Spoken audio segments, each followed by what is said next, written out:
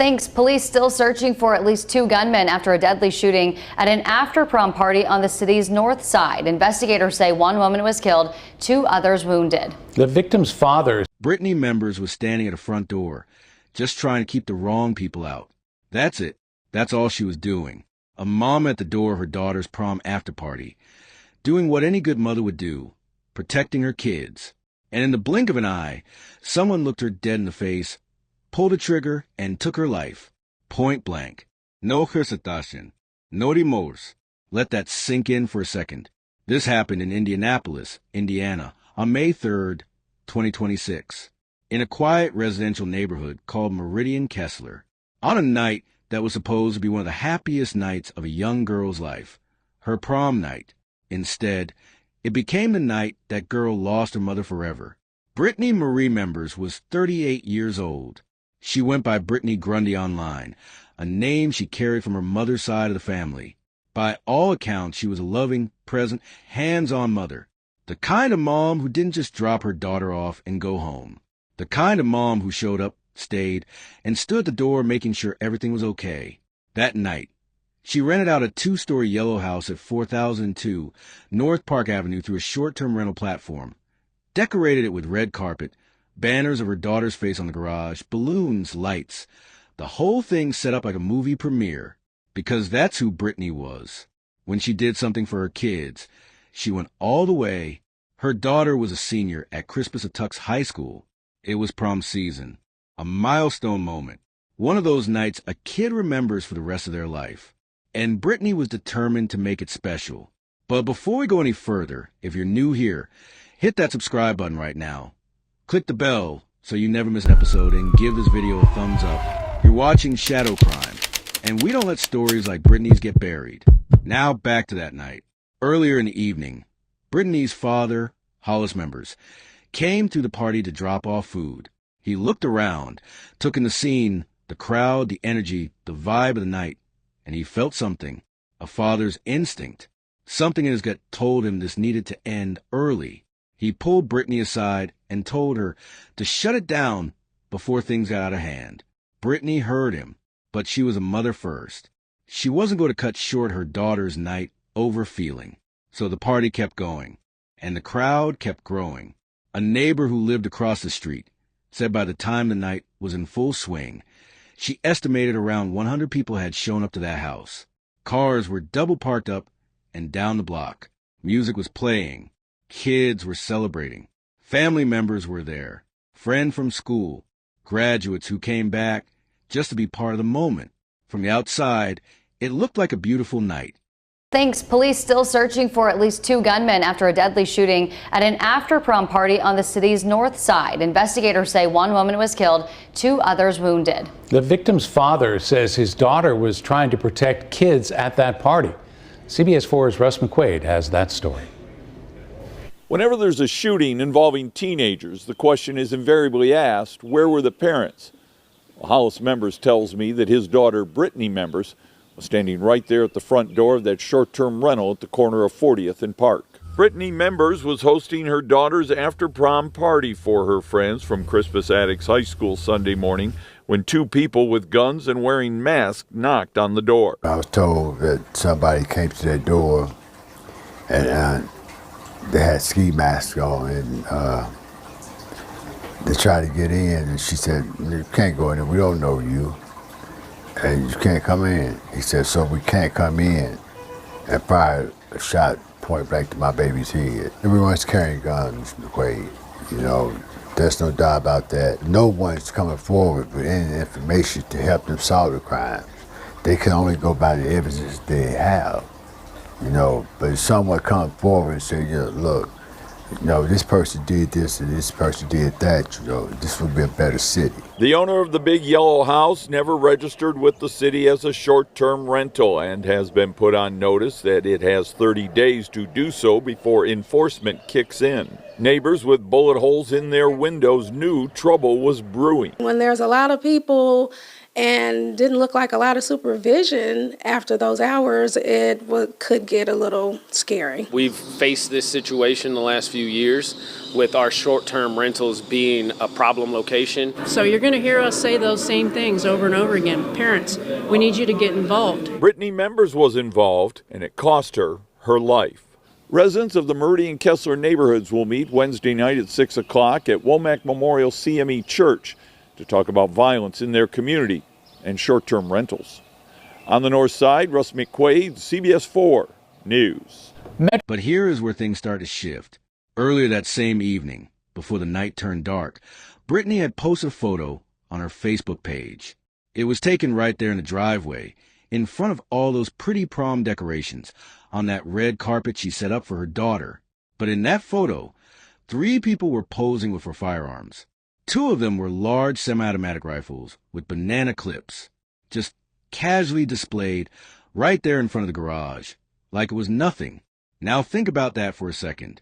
The same woman who set up a red carpet and put her daughter's face on banners also posted a photo of guests holding military-style weapons hours before everything went wrong. Her own father saw that photo on Facebook that night, and it shook him. But what could he do? The party was already in motion. Here is something I need you to really sit with. Neighbors in that area have been calling in noise complaints since as early as 7 p.m. that evening. 7 in the evening. That is hours before the shooting. And yet, nothing was done to shut it down. The house itself was not even registered with the city as a short-term rental. It was owned by a company out of Fort Wayne and booked through an agent in Castleton. The city had no record of it. No oversight. No accountability. Just a house that anyone could rent, filled with 100 people, and hope for the best. Now, pay attention here, because this is where the night completely falls apart. Just before 1 a.m., a white SUV slowly rolled down North Park Avenue with its headlights off. No lights. In the middle of the night. That right there should tell you everything about the intention behind what was about to happen. This was not random. This was not a drive-by that went wrong. This was calculated. This was planned. Somebody knew about that party, knew where it was, and made a decision to show up armed and masked. The SUV stopped. Masked men got out, and they walked straight to the front door. That is where Brittany was standing. She saw them coming, and she did not move. She did not run. She held her ground and told them they could not come in. She did not know them. They were not on the guest list. She was not letting them through that door. And one of those masked men looked at her and said, "And I need you to really hear this." He said, "So we can't come in?" And then fired a shot point blank directly into her head, right there at the door, in front of everyone, with her daughter inside that house. Brittany collapsed, and all hell broke loose. The gunmen opened fire on the house. People started screaming, running, scattering in every direction. Kids were ducking behind parked cars. People were sprinting down alleys. One neighbor said she heard what sounded like an automatic weapon going off, and at first her brain could not even register it as gunfire because there were so many shots firing so fast. The white SUV then slowly backed up the street, still with its lights off, waited for partygoers to pour out into the street fleeing the scene, and then came back around and opened fire a second time. Let me say that again. They came back. They deliberately waited for people to run outside, and then fired again. This was not one moment of violence. This was 2 deliberate waves designed to cause maximum damage. And when the people inside the house fired back with those weapons in the photo, that created a 3rd volley of gunfire on that quiet residential street. By the time it was over, investigators recovered nearly 100 shell casings off that street. Bullet holes covered the front of the yellow house. A stray bullet ripped through a neighbor's front window, tore through their couch, went through a wall, and stopped at the back door. A sleeping neighborhood had been turned into a war zone in a matter of minutes. Brittany was rushed to the hospital. 2 other victims walked themselves into Methodist Hospital with gunshot wounds. A 4th person was injured trying to flee the property. Despite everything doctors did, Brittany did not make it. She was pronounced dead at the hospital. And her daughter, that Crispus Attuck Sr., whose face was on those banners in the driveway, had to live with what happened next.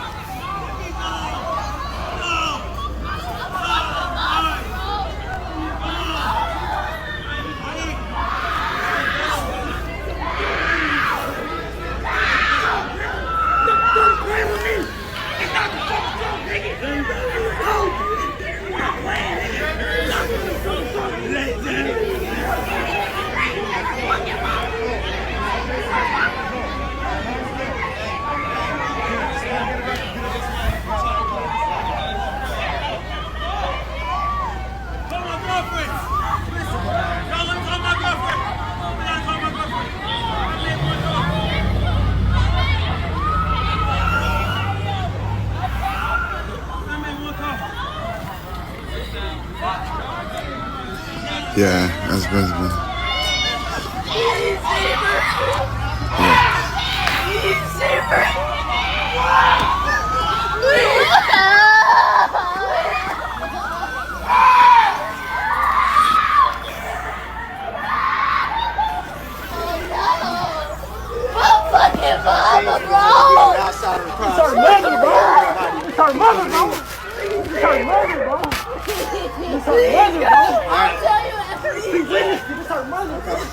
Hang tight for me.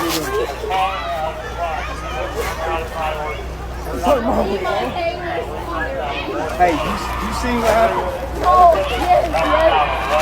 Hang tight for me. We don't know. We're taking people to the hospital. Everybody was starting fire, and then I grabbed her, and we ran in the back. No. It was a group of boys. They're all black clutches. Everybody leave after that. We was like, it's over. And then that's when to the door. And then I grabbed her and we ran it.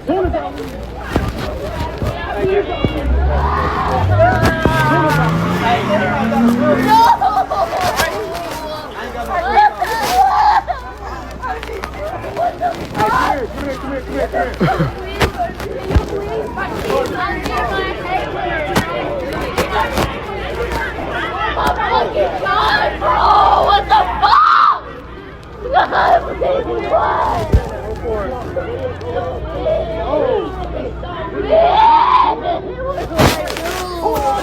What do I do, bro? What do I do?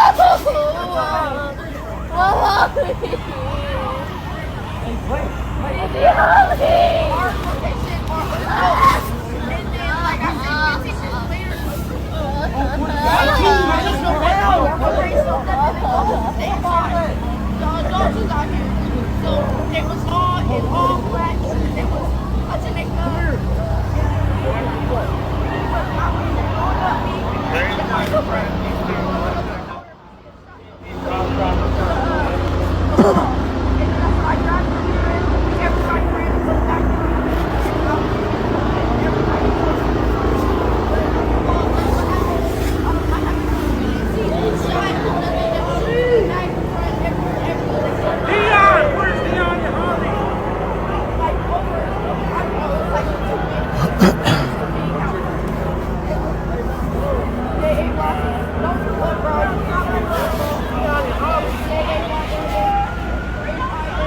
Now here's where this case gets even deeper and darker, and I need you to stay with me because this is the part that will really make you think. When news of Brittany's death spread across Indianapolis, social media exploded almost immediately, and the name everyone kept attaching to this case was Grundy. People online started connecting dots, pointing to the fact that Brittany used the Grundy name publicly and claiming this shooting was gang retaliation tied to one of Indianapolis's most notorious street crews. And honestly, you can understand why people went there. A cousin by the name of Richard Grundy was once the leader of a violent Indianapolis drug gang. He had been in federal prison on narcotics charges for years. His own daughter died in an accidental shooting while he was behind bars. Several members of that Grundy crew have been shot, killed, wounded, or locked up over the years. And just recently, an associate known as lled, real name Eric Butler, was shot at a tire store on the east side of Indianapolis. So the violence tied to that name is very real and very documented. But here is what Brittany's father, Hollis Members, wants the world to know. He sat down for an interview shortly after burying his daughter, still dressed in a black pinstripe suit from the funeral home. And he looked into that camera and said this had nothing to do with the Grundy name. He said Brittany carried that name because of her mother's side of the family, not because she was part of that world. He said people were making connections that simply were not there, and he wanted them to stop. And then he said something that stopped me cold. He said, "This is the second daughter I have lost to gunfire." His other daughter, Sheena Grundy, was killed in a murder-suicide at the hands of a man she was with back in 2016. Brittany and Sheena shared the same mother, and now Hollis Members has buried both of them. 2 daughters, both gone to gun violence, years apart. Same father, same pain, different nightmares. How does a man survive that? How does he keep going? I genuinely want you to think about that. And then he said something else that hit just as hard. He said nobody is coming forward. Witnesses who were at that party, people who saw what happened, people who may know exactly who those masked men were, are staying silent. And without that information, investigators are working with their hands tied. IMPD has confirmed they are working through hundreds of leads, but as of right now, no arrests have been made. No suspects have been publicly named. The white SUV is still out there. The masked men are still out there. And Brittany's killer is still free. Now I want to ask you something directly, and I want you to really sit with this one. What does it say about us as a society when a mother can be executed at a door for simply saying no? Not for any conflict she started. Not for anything she did wrong, just for standing her ground and protecting a room full of kids on prom night. She was the only parent at that door. The police chief herself acknowledged that. When everyone asked where the parents, Brittany was the answer. She was there, and she paid for it with her life. What does it say that over 100 shell casings were left on a residential street in what should have been a quiet neighborhood? And the people responsible are still walking free while a family grieves. What does it say that witnesses are so afraid or so indifferent that they will watch a mother get shot in the head and say nothing?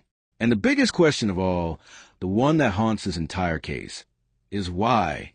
Why did those masked men come to that party? What was the real motive? Was it personal? Was it random? Was it something one of the party goers brought to that door without even knowing it? We still do not have that answer. And until someone talks, we may never get it. Brittany Members deserved to grow old. She deserved to watch her daughter graduate, go to college, build a life. Instead, she died at 38, shot in the head for being a good mother. If you know anything about what happened on North Park Avenue on the night of May 3rd, 2026, please contact IMPD Homicide Detective Christopher Winter at 317-327-3475 or call Crime Stoppers anonymously at 317-262. Tips. And if the story moved you the way it moved me, please like this video, subscribe to Shadow Crime, and click that bell so you never miss another story that deserves to be told. These victims deserve a voice. Make sure Brittany gets hers.